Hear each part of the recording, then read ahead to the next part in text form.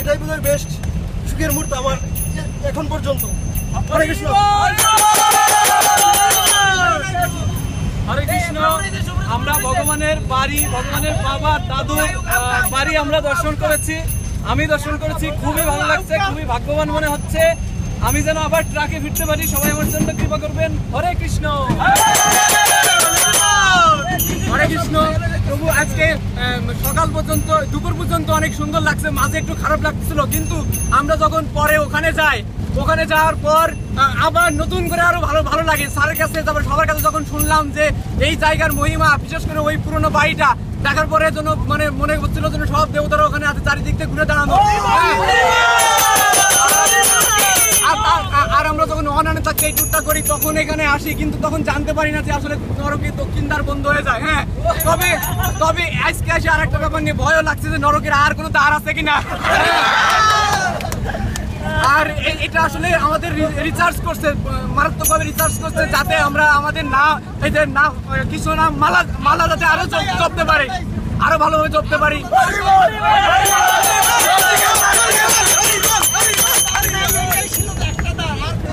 ঠিক আছে স্যার, তাহলে এবার সামনে আগে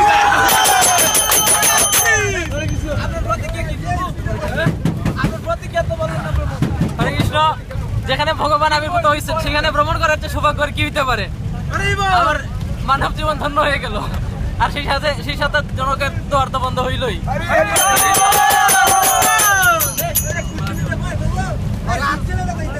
হরে কৃষ্ণ। আমি খুবই খুশি, আর আমার প্রভুরে এটা জানাচ্ছি যে উনি না বললে হয়তো আমার যাওয়া হতো না। 4 বছরে এই ফার্স্ট আমি যাচ্ছি, 4র্থ বছরে। আর ওই তীর্থধামে না গেলে হয়তো তীর্থধামের মাহাত্ম্যই বুঝতাম না।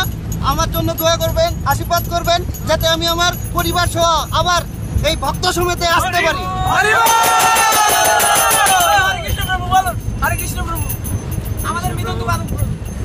আমি আসলে মানে আগে কখনো এরকম পারমার্থিক জুড়ে যাই নাই, আর মানে এই প্রথম। আর পুরো দিনটা এইভাবে ধর্মীয় কাজে কোনো সময় ব্যয় করি নাই, মানে এই প্রথম এইভাবে দিনটা ব্যয় করাতে মানে খুব ভালো লাগতেছে।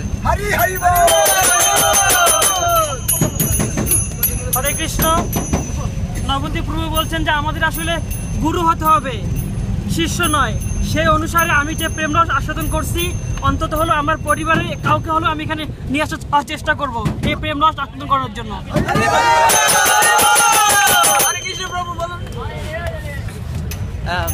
আমি ছোটবেলা থেকে এখন পর্যন্ত মানে আজকে সকালে আগ পর্যন্ত মানে বিভিন্ন টোরে গেছি, আর মানে ভাষায় প্রকাশ করার মতো না। আজকের টোর মানে এখন মানে কি বলবো, ভাষায় প্রকাশ করার মতো না। মানে সব যত টোর বা যে মানে জীবনের যত টোর বা যে কোনো জায়গায় গেছি, আজকের দিনের মতো মানে আমার ভাষায় প্রকাশ করতে পারতেছি না। এত আনন্দ করতেছি, মানে ভাষায় প্রকাশ করার মতো না। সবার কথার মধ্যে আমার কথাই নিহিত আছে, তো আমি 2 লাইন গেয়ে শোনাবো। গোবিন্দ বল হরি গোপাল বলো, গোবিন্দ বল হরি গোপাল বলো, গোবিন্দ বল হরি গোপাল বলো, গোবিন্দ বল হরি গোপাল বলো, রাধার মন হরি গোপাল বলো, রাধার মন হরি গোপাল বলো, রাধার মন হরি গোপাল বলো, গোবিন্দ বল হরি গোপাল বলো, গোবিন্দ বল হরি গোপাল বলো।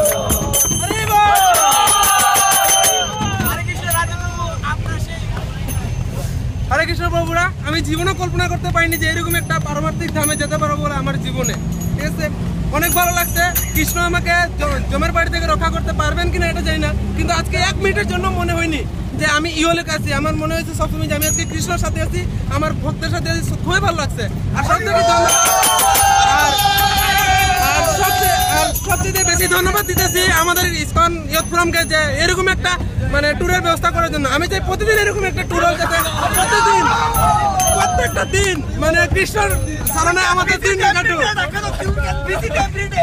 মানে এভরিডে প্রতিদিন যাতে আমরা মানে কৃষ্ণের নাম নিয়ে দিনটা শুরু করতে পারি, শেষ করতে পারি। অন্য চিন্তা যাতে একটা মিনিট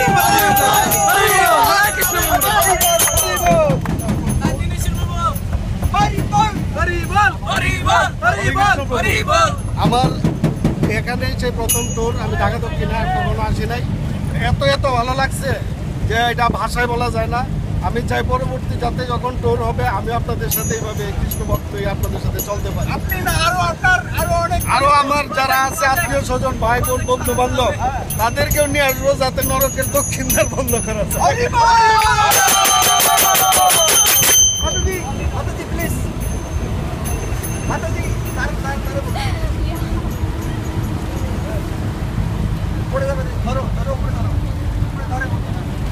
আসলে প্রথমে এখানে আসতে চাইনি, স্বর্ণালী আমাকে জোর করে নিয়ে আসছিল, কিন্তু আসার পর মনে হয়েছে যে এখানের মাহাত্ম্য জানার পর, পুরো জায়গার মাহাত্ম্য জানার পর যখন সেই জায়গায় আপনি মানে বেরাবেন তখন সেটার আনন্দ আরো 10 গুণ বেশি হয়ে যায়।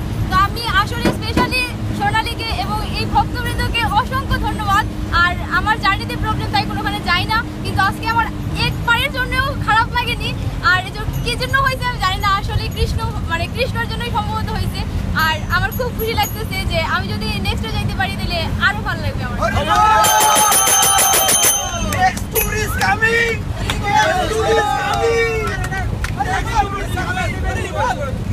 আমার লাইফে এরকম তোর ফার্স্ট, তো এখানে সবচেয়ে বেশি মজা লাগছে। আর সবচেয়ে মজার বিষয় ছিল যে জমির দুয়ার, দক্ষিণ দুয়ার বন্ধ, আর স্যার বলছেন যে একটাই আছে। তো আমি আমার ফ্যামিলি সবাইকে নিয়ে আসবো এখানে, যাতে দরকে যাওয়া লাগে।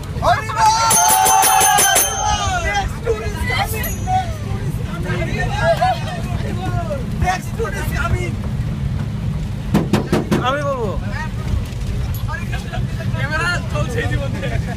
হরে কৃষ্ণ। আসলে ঢাকা দক্ষিণ আমি বেশ কয়েকবার এসেছি, তার মধ্যে এবার একটু অন্য ধরনের ছিল, কারণ বিবাহ করার পরে এটা আমার ফার্স্ট ট্যুর যে কোনো পারমাণবিক। তো আমার কাছে এটা ভালো লেগেছে যে সবার সাথে আমি এই একটা ভালো একটা দিনে ওর পরিচয় করে দিতে পেরে এটা আমার কাছে ভালো লেগেছে। আর শ্রীচৈতন্য মহাপ্রভু আসলে ওনার নাম নিলে আমাদের মনের মধ্যে আনন্দ জাগে। আর যেহেতু তার জন্মস্থানে এসেছি, সুতরাং আনন্দের কথা আর ভাষায় প্রকাশ করার কোনো অবকাশ থাকে না। তো আমি আশা করি যতদিন বেঁচে থাকি বারবার যেন এই জায়গায় আসার জন্য কৃষ্ণ আমাকে কৃপা করেন, এই আশাবাদ ব্যক্ত করি। হরে কৃষ্ণ। আমি প্রথমে আপনাকে একটু প্রশংসা করছি বলতে হবে। আমি তখন থেকে লক্ষ্য করছি একাগ্রচিত্তে আপনি যে নাম সংকীর্তন করছেন, এটা আসলে অনেক বেশি ধৈর্য আর সাধনা না থাকলে হয় না। আমি স্পেশালি আপনার কাছ থেকে শিখলাম যে আসলে অনেক কি বলবো, ঠাকুরের নাম নিতে হলে অনেক ধৈর্য দরকার। আর এই ধরনের অভিজ্ঞতা আমার প্রথম। আর আমি যাদেরকে দেখছি এরা সবাই আমার অচেনা মুখ, আমার অনেক ভালো লেগেছে। আমি পরবর্তীতে চেষ্টা করবো আপনাদের সঙ্গে আবার একসঙ্গে কোনো ট্রেন দেখা।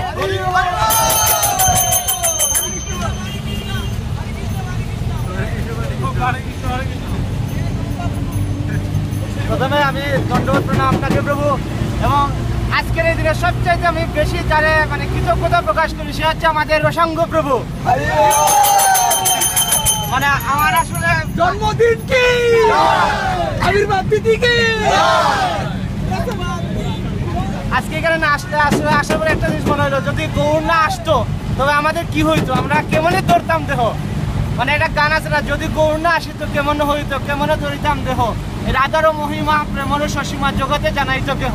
এটা হারে আর উপলব্ধি করতে পারছি আজকে। প্রভু আর কৃপা করবেন যাতে মহাপ্রভু আমাদের কৃপা করে এবং এই জড়জাগতিক কলুষ থেকে মুক্ত হতে পারি, নিজেকে ভগবত ধামে নিয়ে যাওয়ার যত প্রচেষ্টা সব প্রচেষ্টা যাতে সফল করতে পারি। ধন্যবাদ প্রভু। প্রথমে আমি ধন্যবাদ জানাচ্ছি দেবশ্রী প্রভুকে, তারপর এই দেবাশিস এবং আমাদের শ্রদ্ধেয় জিতেন স্যারকে এই ধরনের একটা ট্যুরের ব্যবস্থা করার জন্য। আসলে আজকে আমি এখানে না আসতাম তাহলে হয়তো আমি বাসায় সারাদিন শুয়ে কাটাতাম, কিন্তু এখানে আসার ফলে আমার কৃষ্ণের নাম করার সুযোগ হয়েছে। তারপর একটা বড় যেটা সত্য কথা সেটা হচ্ছে জার্নির সময় কিন্তু আমাদের একটা টায়ার্ডনেস কাজ করে, কিন্তু ইসকনের সাথে যখন ইসকন ইয়ুথ ফ্রমের সাথে জার্নি করি, যখন নাম সংকীর্তন করে জার্নি করা হয় আমাদের সে টায়ার্ডনেসটা লাগে না। আমি এই জিনিসটাই খুব ফিল করতেছি।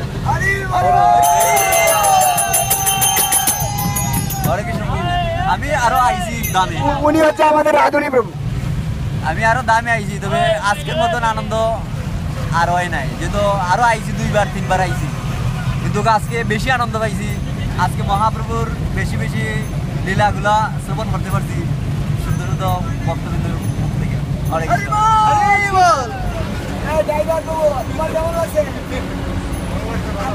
কেমন লাগছে?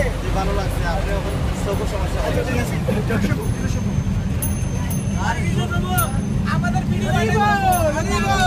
হরে কৃষ্ণ। আসলে সবার চরণে আমার দণ্ডবোধ প্রণতি। আজকে এই ট্যুর সম্ভব হয়েছে শুধুমাত্র সবাই আসার কারণে। আর এত আনন্দ, সবকিছুর পেছনে ধামের মাহাত্ম্য তো অবশ্যই, কিন্তু পাশাপাশি আপনারা সবাই থাকাতে আমি মনে হয় আপনাদের মতো সবার যে রিয়ালাইজেশন শুনে মনে হচ্ছে আমি যতটুকু ধামে আনন্দ পাইছি তার চেয়ে আরো বেশি আনন্দ পাচ্ছি। আমি জানি না কেন, তো এরকম মনে হচ্ছে। তো অনেককে হয়তো অনেক পুশিং দিয়েছি বা অনেক কষ্ট দিয়েছি, এই জন্য আমাকে ক্ষমা করবেন। আর সবাই আমার জন্য ভগবানের কাছে প্রার্থনা করবেন যাতে আপনাদের মতো উপলব্ধি আমারও হয়। হরে কৃষ্ণ।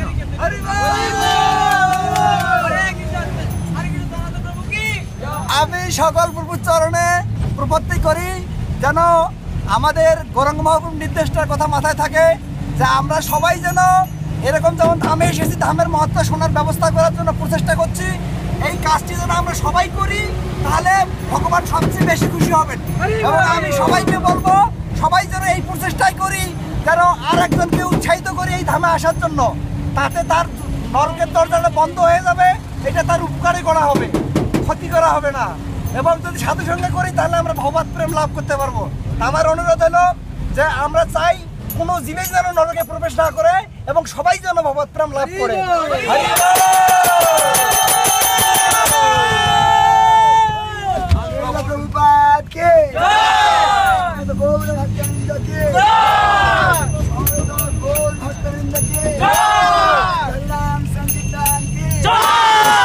হরে কৃষ্ণ আনন্দ ভ্রমণ কে জয়, এগ্রিকালচার ইউনিভার্সিটি জয়, গৌর প্রেমানন্দে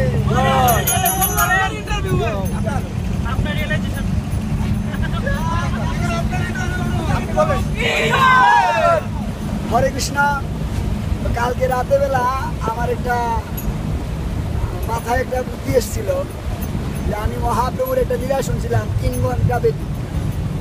3 ঘন্টা মহাপ্রভুর লীলা আমি শুনেছি কালকে রাতে, যার ফলে আমার ঘুমটা একটু লেটে হয়েছে।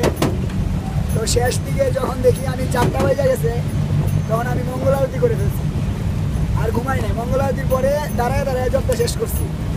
এরপরে দেখি যে শরীর, মানে সারা রাত ঘুমাইছি না আমি, এরপরে দেখি যে শরীরটা কাজ করছে না।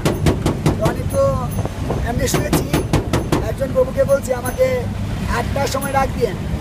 প্রভু আমাকে ডাক দেয় নাই, হঠাৎ করে গান প্রভু গেছে, তখন 8:30 বাজে। পরে দেখি আমার গলাটা বসে গেছে। গলাটা বসে যাওয়া আমি খুব আপসেট হয়েছে যে আমি কীর্তন করতে পারবো না হয়তো বা। আমি প্রথম থেকে গলাকে কেয়ার করছি না, যখন এসেছিলাম কীর্তন করে তখনও আমি ওই বাসেও কীর্তন করছিলাম। আমার জীবনে একটাই উদ্দেশ্য এখন, কারণ আমি যখন এই জাগতিকভাবে অনেক মজা করার চেষ্টা করতাম এবং সব জায়গায় আমি যেতাম, কনসার্ট সহ শুরু করে যেখানে যাওয়া যায়, সিনেমা হল শুরু করে সব জায়গায় যাওয়ার পরে আমার ফার্স্ট আমি ডোর পুরি হচ্ছে 2002 সালে ইসকনের। এবং সবচেয়ে বড় কথা হচ্ছে আমার ভিতরে এই পারমার্থিক চেতনাটা জাগছে হচ্ছে এরকম ডোর করে। আমরা গেছিলাম কক্সবাজার এবং পুন্ডরিক ধাম। তো আমি এটা মনে করি যে যদি এরকম ভক্ত সঙ্গে যে কোনো কেউ আসে, সে হতে পারে নাস্তিক মনে মনে, সে হতে পারে অনেক ডাউট ব্যক্তি, যে কোনো কেউ হইতে পারে, কিন্তু যখনই সে এরকম ভক্ত সঙ্গে আসবে, এত সরল, এত মানে সহযোগিতামূলক এবং এত সিম্পল সরল বিহেভিয়ার, অ্যাটিটিউড সব কিছু পায়া তার হৃদয় অবশ্যই গলে যাবে। এবং বিশেষ করে যে হরিনাম সংকীর্তন হবে, তারপরে ভগবানের সান্নিধ্যটা পাবে, কারণ হরিনাম ভগবান থেকে অভিন্ন। এই জন্য আমরা যদি কখনোই এরকম ফিল করি ভক্তির অনুকূল মাত্র কার্যের অস্বীকার, আমাদের ভক্তির অনুকূল জিনিসটা গ্রহণ করতেই হবে।